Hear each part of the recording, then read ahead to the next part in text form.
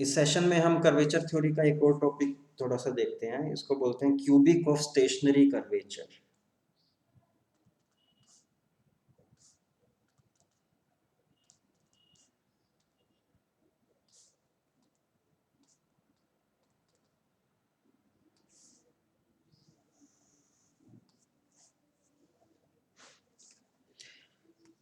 तो जैसे मान लीजिए हमने एक 4 बार मैकेनिज्म लिया।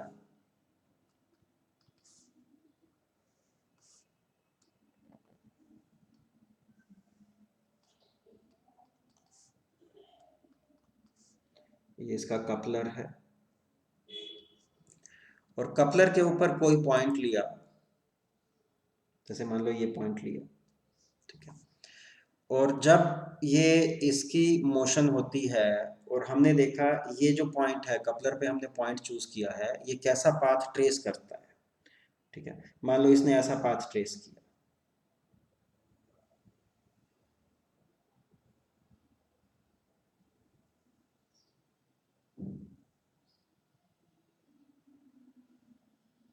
जब कपलर की मोशन हुई इसने ऐसा पाथ ट्रेस किया मान लो, तो ये उस पॉइंट के कोरस्पॉन्डिंग हम बोलेंगे, ये इसको बोलते हैं कपलर कर्व।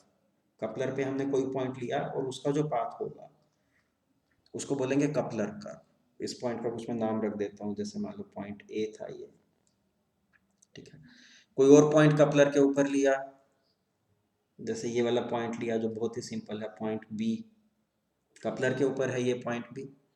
इसका पाथ अगर हम देखना चाहें, इसका पाथ जस्ट एक सर्कल होगा,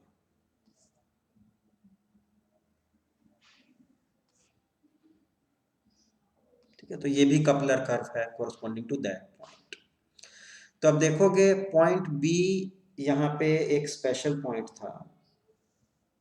पॉइंट बी के लिए अगर हम प्लॉट करना चाहें, उसने उसकी जो कपलर कर्व है उस कर्व की रेडियस ऑफ कर्वेचर, आर है हमारी रेडियस ऑफ कर्वेचर।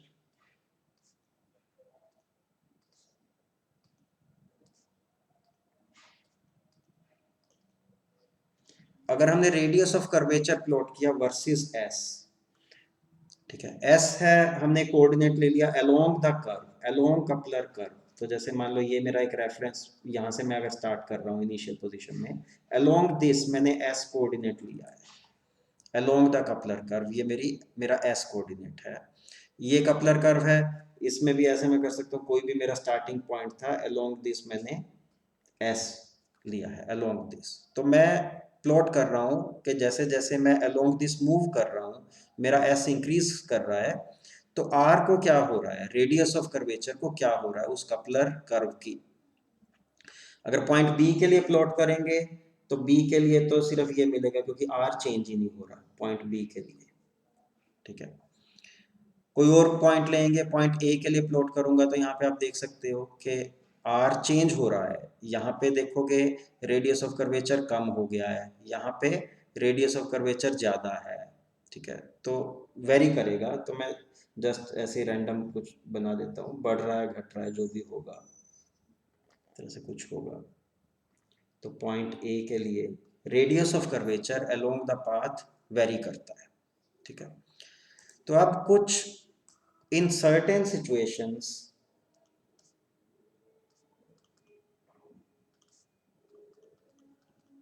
हमेशा नहीं, लेकिन इन सर्टेन सिचुएशंस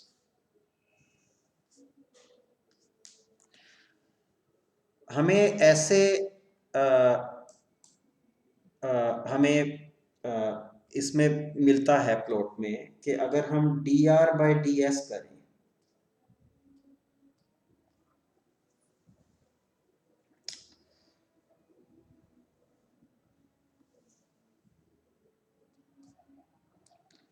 तो D R by D S zero है, ठीक है। इन सर्टेन सिचुएशंस हमें ऐसा मिलता है, हमेशा नहीं, डिपेंड करता है कि मैकेनिज्म की क्या डायमेंशंस थी, उसका क्या कॉन्फ़िगरेशन है। किसी सिचुएशन में हमें ऐसा मिलेगा कि D R by D S equal zero का पॉइंट है, और ये क्या इंडिकेट करता है, ये इंडिकेट करता है D R by D S अगर जीरो है तो इंडिकेट कर रहा है मैक्सिमा और मिनिमा। मैक्सिमा और मिनिमा को हम स्टेशनरी पॉइंट भी बोलते हैं।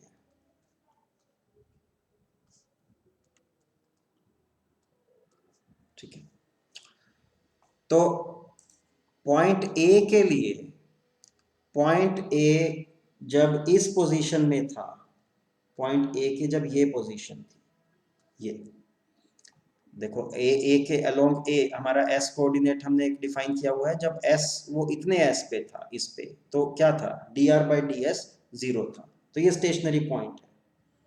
ठीक है, यहाँ पे डी आर डी एस 0 है क्योंकि मैक्सिमा है। ऐसे ही इस मैकेनिज्म का कॉन्फ़िगरेशन जब ऐसा था कि ए की पोजीशन इसको कोरस्पॉन्ड कर रही है, तो यहाँ पे भी स्टेशनरी पॉइंट है, डी आर डी एस 0। ठीक है, तो आपको आइडिया मिल गया है कि कपलर कर्व क्या होती है, और कपलर पे हमने कोई पॉइंट लिया, उसकी कर्व के लिए रेडियस ऑफ कर्वेचर उसके पाथ की इन जनरल चेंज होती रहेगी, और कुछ सिचुएशंस में हमें ऐसा कॉन्फ़िगरेशन मिलेगा जब उस पॉइंट का डी आर डी एस 0 होगा, मतलब कि वो रेडियस ऑफ कर्वेचर जो है वो मैक्सिमा या मिनिमा से पास हो रहा है उस पर्टिकुलर पॉइंट पे। ठीक है, अब क्यूबिक ऑफ स्टेशनरी कर्वेचर की डेफिनेशन क्या है इस बैकग्राउंड के साथ? क्यूबिक ऑफ स्टेशनरी कर्वेचर ये है locus of all points on coupler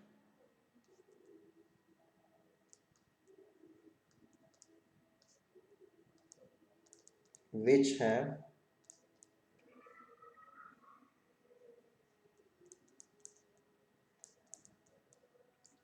stationary curvature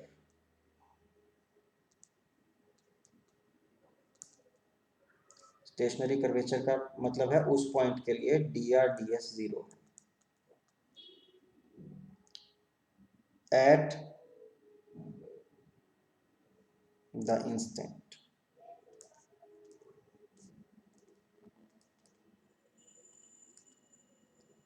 उन पॉइंट्स के लोकस को बोलते हैं cubic of stationary curvature. Locus of all points on coupler which have stationary curvature at the instant। तो कहने का मतलब ये है कि इस कपलर के ऊपर मैंने कोई, मान लो ये यहाँ पे एक पॉइंट है, ये पॉइंट कोई भी, ये पॉइंट ऐसा है कि इस पॉइंट के लिए एट दिस इंस्टेंट, इस पॉइंट के लिए at this instant D R D S 0 है। ठीक है, तो क्या होगा, ये point cubic of stationary curvature पे होगा। ऐसे ही कोई और पॉइंट है, ये पॉइंट है, इसके लिए भी मान लो डी आर डी एस 0 है एट दिस इंस्टेंट इस कॉन्फ़िगरेशन में, तो ये भी उस पे होगा। तो उन सारे पॉइंट्स को ज्वाइन करके हमें जो कर्व मिलेगी उसको बोलेंगे क्यूबिक ऑफ स्टेशनरी कर्वेचर।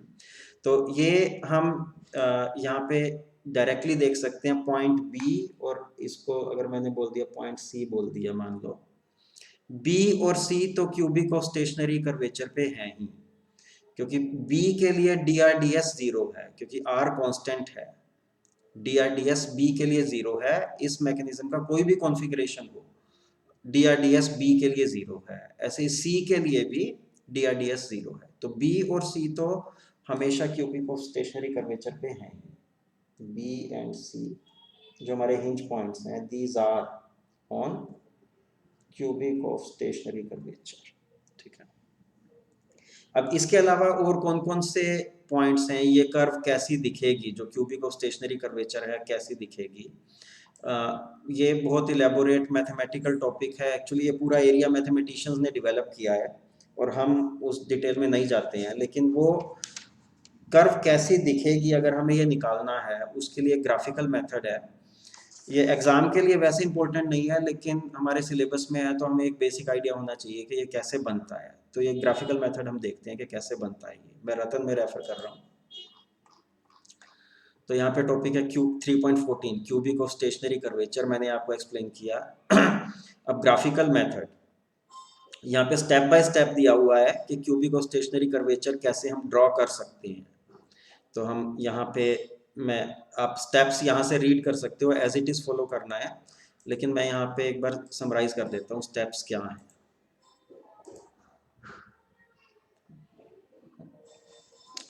तो देखो यहाँ पे हमें ABCD ये 4 बार मैकेनिज्म है जो दिया हुआ है, ABCD। तो हमें मैकेनिज्म का कॉन्फ़िगरेशन दे दिया बस, और अब हमसे पूछा है एट दिस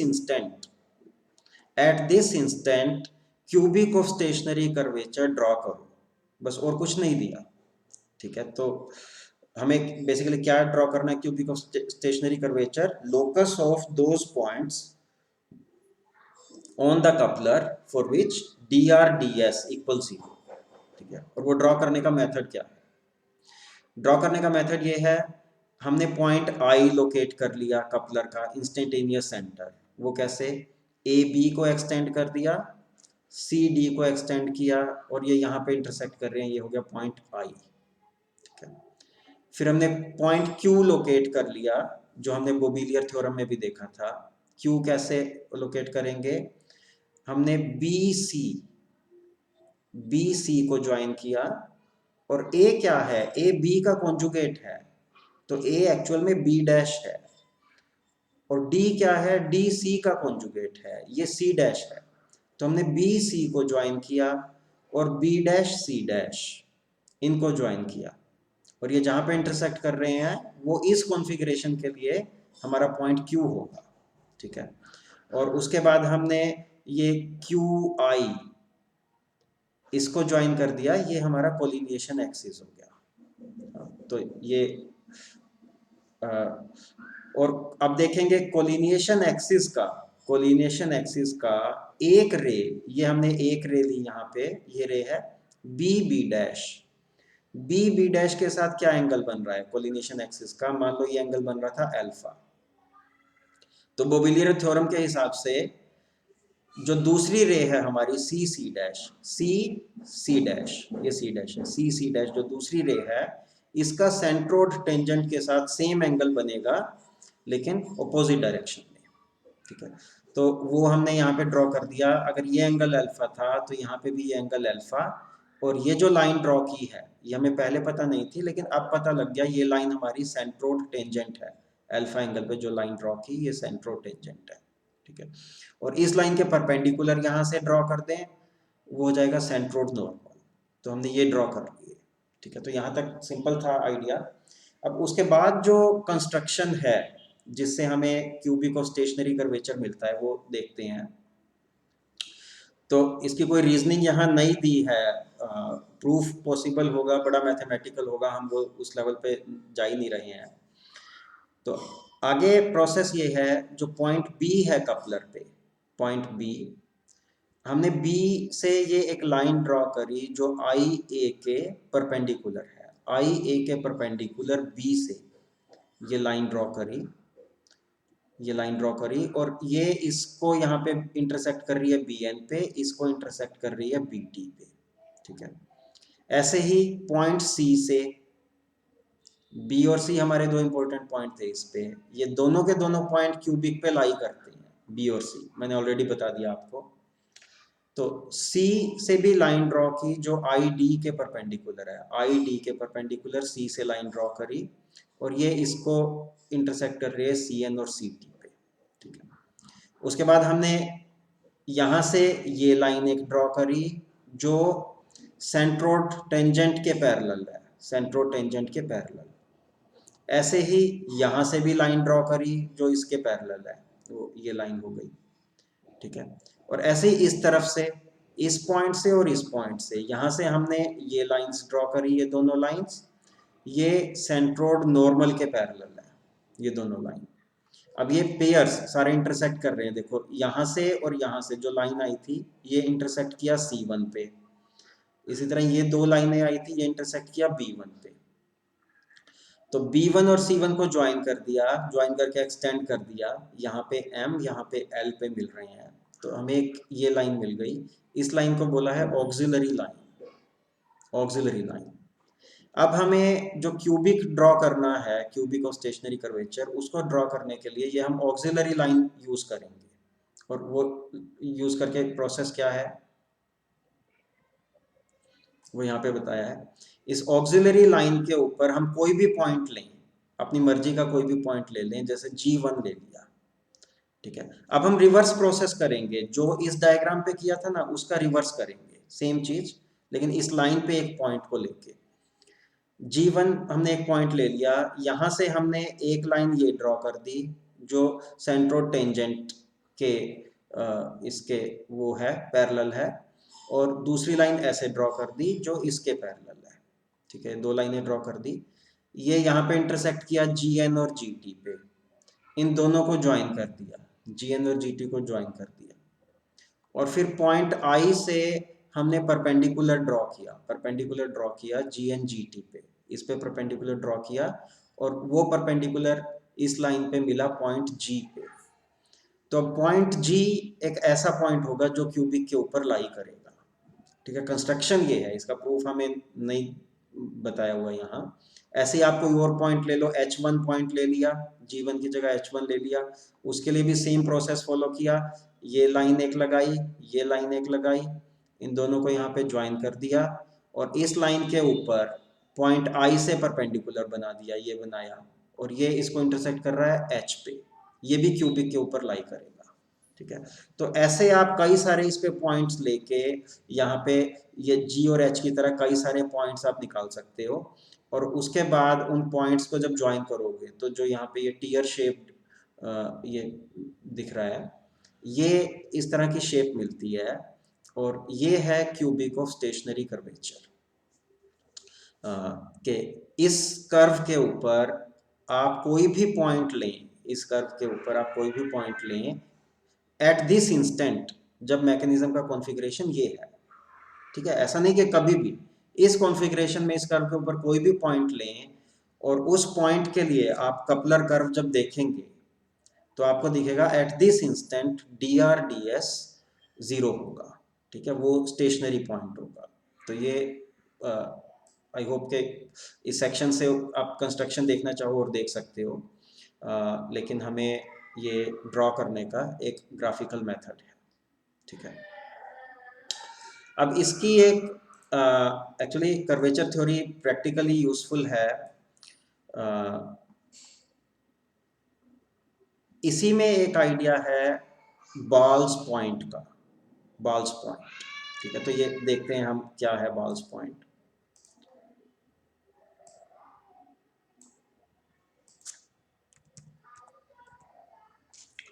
बॉल्स पॉइंट है a point at the intersection of the cubic with the inflection circle.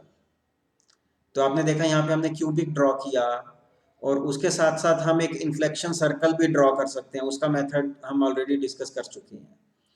और जहाँ पे क्यूबिक इन्फ्लेक्शन सर्कल के साथ इंटरसेक्ट करता है उस पॉइंट को बॉल पॉइंट बोलते हैं। उसकी सिग्निफिकेंस देखते हैं क्या है।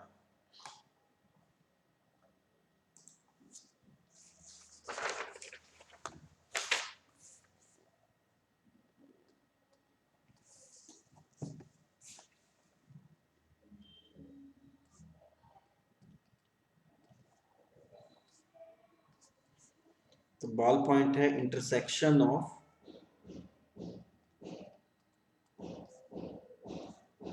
Cubic of stationary curvature with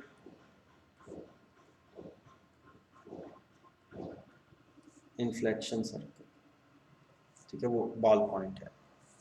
और इसकी सिग्निफिकेंस क्या है? अब क्यूबिक और स्टेशनरी कर्वेचर पे जो भी पॉइंट्स हैं उनके लिए DRDS 0 है, ठीक है। और इन्फ्लेक्शन सर्कल पे जो भी पॉइंट है उन पॉइंट्स के लिए हमने ऑलरेडी डिस्कस कर लिया है, उनका कॉन्जुगेट इंफिनिटी पे है, तो R उनका इंफिनिटी पे है।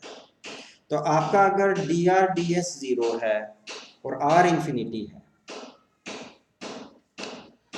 तो बहुत सीधा कंक्लूजन निकलता है, अगर उसकी रेडियस ऑफ कर्वेचर इंफिनिटी है और वो जो है एट दिस इंस्टेंट वो मैक्सिमा या मिनिमा पे है, DRDS चेंज ही नहीं हो रहा, DRDS 0 है, ठीक है। तो ऐसा होगा कि अब हम उस पॉइंट को हम मैकेनिज्म को हम चेंज कर रहे हैं, उस पॉइंट को, किस पॉइंट को, बॉल पॉइंट को। बॉल पॉइंट हमने आइडेंटिफाई कर लिया और अब हम मैकेनिज्म को थोड़ा इधर उधर मूव कर रहे हैं, थोड़ा इधर उधर। तो उस पॉइंट का पाथ कैसा होगा? उस पॉइंट का पाथ अप्रोक्सीमेटली स्ट्रेट लाइन होगा, क्योंकि आर इंफिनिटी है तो एग्जैक्ट स्ट्रेट लाइन मिलेगा। ठीक है, थोड़े से उसके लिए। लेकिन अगर आर इंफिनिटी है लेकिन आर चेंज हो रहा है, तो स्ट्रेट लाइन का जोन बिल्कुल हल्का सा होगा और उसके बाद आर चेंज हो गया तो हो सकता है कि इस तरह का भी मिल सकता है फिर तो, कि जस्ट इतना और उसके बाद आर इतना चेंज हुआ कि वो ऐसे चला गया। यहाँ पे तो आर इंफिनिटी है, ये थोड़ा सा स्ट्रेट लाइन, लेकिन फिर इतना चेंज हो गया। तो यहाँ पे भी आर इंफिनिटी है क्योंकि ये स्ट्रेट लाइन था। ठीक है, आर इंफिनिटी है, लेकिन उसके बाद वो बड़ी जल्दी वो चेंज हुआ तो हमें स्ट्रेट लाइन पाथ नहीं मिला। लेकिन आर अगर इंफिनिटी है और उसके बाद वो मैक्सिमा या मिनिमा पे है, मैक्सिमा या मिनिमा पे है, तो वो चेंज जो है आर उस तरह से नहीं हो रहा है, क्योंकि आपने देखा मैक्सिमा और मिनिमा पे इस तरह का जोन होता है कि आर, ठीक है, आप समझ गए होंगे, आर बहुत इनफाइनाइट है और वो चेंज भी नहीं हो रहा है। तो इस केस में जो बॉल पॉइंट का पाथ होगा, it will be at least for some displacement around that ball point हमने आइडेंटिफाई कर दिया, थोड़ा इधर उधर किया तो हमें उसका जो पाथ है अप्रोक्सीमेट स्ट्रेट लाइन मिलेगा। तो मैं लिख देता हूं, path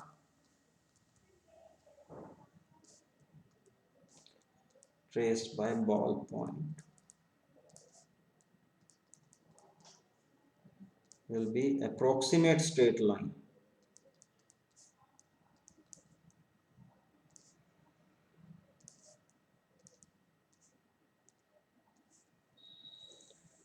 for a reasonable displacement।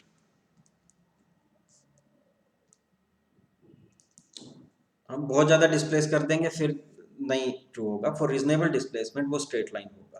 तो रतन में देखते हैं क्या लिखा है यहाँ। A point at intersection of cubic with inflection point is ball point. It traces an approximately straight line as it has a stationary curvature of infinity। तो उसका पाथ होगा approximately straight line। तो अब जैसे आपने बीटेक में पढ़े थे, कुछ मैकेनिज्म्स ऐसे होते हैं, 4 बार मैकेनिज्म में भी एक कॉन्फ़िगरेशन, एक मैकेनिज्म होता है जिसको रोबर्ट्स मैकेनिज्म बोलते हैं। और रोबर्ट्स मैकेनिज्म में हम एक पॉइंट ऐसा होता है उस मैकेनिज्म में जिसका पाथ, रोबर्ट्स मैकेनिज्म ये रेफर कर सकते हो, रतन में ही है, उसका पाथ अप्रोक्सीमेट स्ट्रेट लाइन होता है, एग्जैक्ट स्ट्रेट लाइन नहीं। तो अगर हमें ऐसा मैकेनिज्म बनाना है, मान लो कि जिसमें हम 4 बार कॉन्फ़िगरेशन यूज करना चाहते हैं, ये नहीं है स्लाइडर क्रैंक या कोई और कॉन्फ़िगरेशन, 4 बार वाला हम यूज करना चाहते हैं, और उसमें कपलर पे हम एक ऐसा पॉइंट चाहते हैं जिसका पाथ अप्रोक्सीमेट स्ट्रेट लाइन हो, हमारी ये रिक्वायरमेंट है। तो उसको आइडेंटिफाई करने का एक तरीका ये हो सकता है कि हमने क्यूबिक ऑफ स्टेशनरी कर्वेचर बनाया और साथ में इन्फ्लेक्शन सर्कल बनाया और उनका इंटरसेक्शन बॉल पॉइंट जो होगा उसका path for reasonable displacement straight line होगा। ठीक है, तो इस तरह से हम बोल सकते हैं कि कर्वेचर थ्योरी की का यहाँ पे भी एक हमने यूज देखा, एक अप्रोक्सीमेट स्ट्रेट लाइन मोशन बनाने में। तो आप यहाँ से पढ़ सकते हो ये टॉपिक। तो हम यहाँ पे रुकेंगे। तो अभी मेरे ख्याल से हमारी जो, एक बार हम यूनिट 2 को रेफर करते हैं, सिलेबस में यूनिट 2 थी कर्वेचर थ्योरी और इसमें ये टॉपिक्स थे, फिक्स्ड एंड मूविंग सेंट्रोइड्स, हमने इसकी बात कर ली, इन्फ्लेक्शन सर्कल ये भी हो गया, Euler Savary equation, Bobillier construction, cubic of stationary curvature, ball point. ठीक है, तो बाय एंड लार्ज ये यूनिट हमारी कवर हो गई है। और अगर आप चाहो तो बुक में से अच्छा रहेगा एक बार रेफर करके टॉपिक्स को थोड़ा और ठीक से समझो। बाद में मैं एक आपको प्रोजेक्ट दूंगा जिसमें हम ये इन्फ्लेक्शन सर्कल और कपलर कर्व, इस तरह की चीज़ें आप ड्रॉ करोगे, कंप्यूटर में प्रोग्राम लिखना होगा, होपफुली कर पाओगे। कंप्यूटर में प्रोग्राम लिख के ये सारी चीज़ें ड्रॉ करके देखोगे, कपलर कर्व्स अलग अलग पॉइंट के लिए कैसे जनरेट होती है, उस तरह की चीज़ थोड़ी और इस टॉपिक की बेटर फील मिलेगी।